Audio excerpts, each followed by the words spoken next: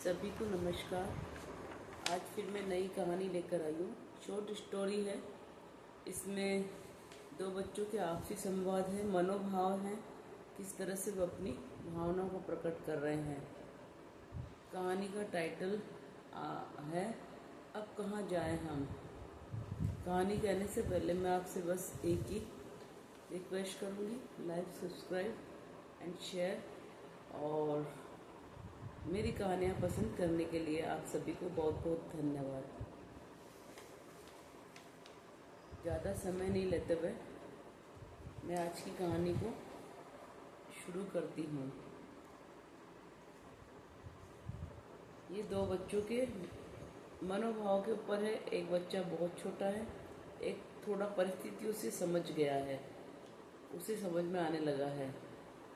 क्या समझ में आने लगा है आप कहानी में देखिए, सुनिए और अपने विचार प्रकट कीजिए, समीक्षा कीजिए। ज़्यादा अधिक मैं इस कहानी के लिए कुछ नहीं कह सकती। और लेखक की मौलिक कहानियाँ हैं, खुद की सोच से लिखी हुई है। देखिए, अब कहाँ जाएं हम। राहुल भैया, मैं भी आऊँगा ऊपर। वसु, तू छोटा है, गिर जाएगा। प्लीज भैया, आने दो ना, मुझे आपके पास ही खड़ा होना है।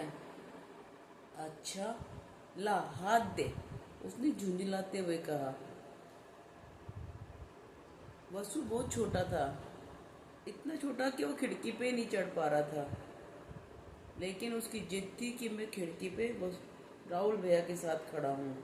वसु के लगभग दोनों घुटने छिल गए थे, लेकिन उसको चिंता नहीं थी। लेकिन वो ऊपर खिड़की के पास खड़ा होकर बहुत खुश था। उसे जैसे अपना घर याद आ गया था। वहाँ खड़ा होने के बाद तपाक से बोला, मैं तो मम्मा के पास खिड़की में खड़ा होकर खाना खाता हूँ। उसे अपनी माँ की याद आ रही थी। अच्छा, तुझे यहाँ कौन छोड़ गया?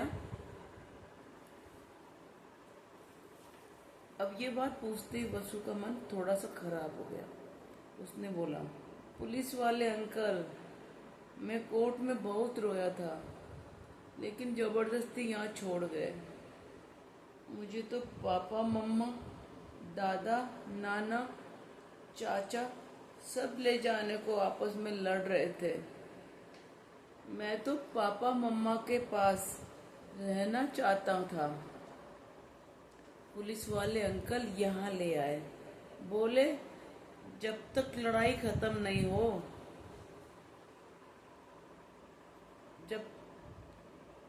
जब तक तुम यहीं रहो, उसके बाद तुम्हें घर छोड़ देंगे।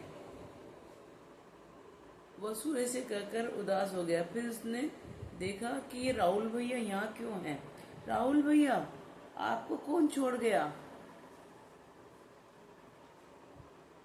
उसने अपना दुख बता दिया था। अब राहुल का दुख जानना चाहता था।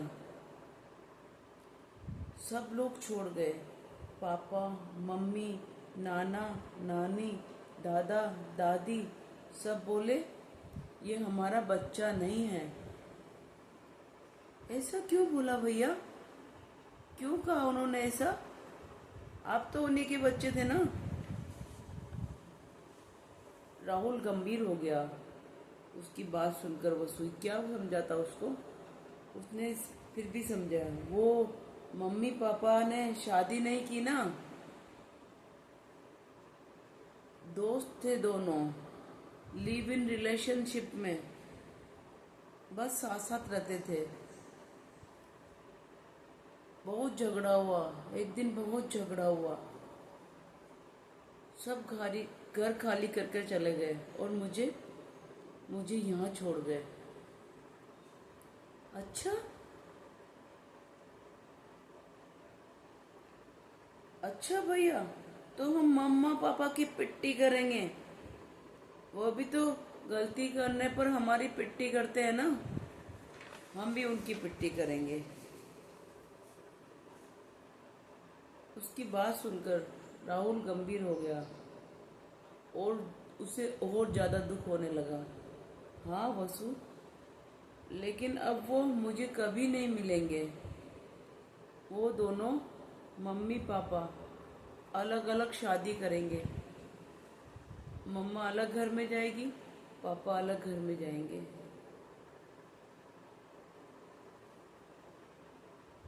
अब इसकी बात सुनकर वसु को भी टेंशन हो गई। ये क्या नई चीज आ गई। अब तक तो सब उसके लिए लड़ रहे थे, लेकिन अगर मम्मा पापा ही अलग हो गए तो क्या होगा। वो बहुत गंभीरता से बोला, तो भैया मेरे मम्मी पापा भी ऐसा करेंगे। अब राहुल क्या जवाब देता है, क्या पता, हो भी सकता है कि वो भी ऐसा ही कर लें।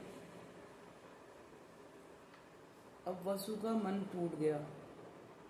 इतना छोटा बच्चा, भैया लड़नी गंदी बात होती है ना, लड़ाई करना गंदी बात होती है ना।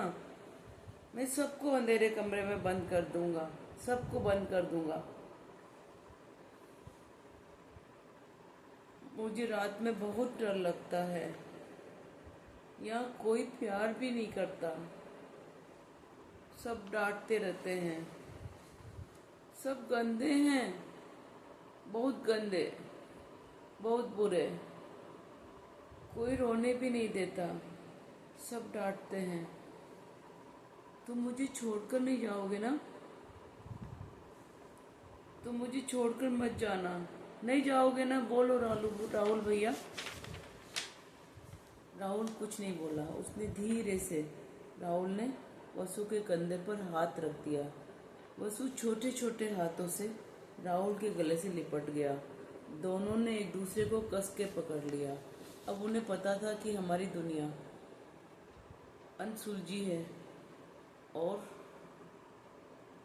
अनिश्चित है। आज की कहानी यही समाप्त होती है।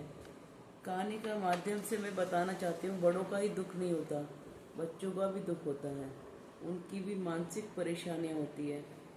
आज की कहानी से आपको क्या लगता है, मुझे समीक्षा करके बताइए। ये मेरी काल्पनिक कहानी है और बच्चों की भावनाओं को मैंने समझाने की कोशिश की है। कितनी सफल हुई हूँ ये तो आप खुद ही निश्चित करेंगे कि लेखक की कल्पना कितनी सही गई है। और आज मेरी कहानियों को पसंद करने के लिए धन्यवाद, बहुत बहुत आभार। और ऐसे ही मुझे प्रोत्साहित करते रहिए और लाइक, सब्सक्राइब और शेयर करते रहिए। धन्यवाद सभी का, बहुत बहुत धन्यवाद।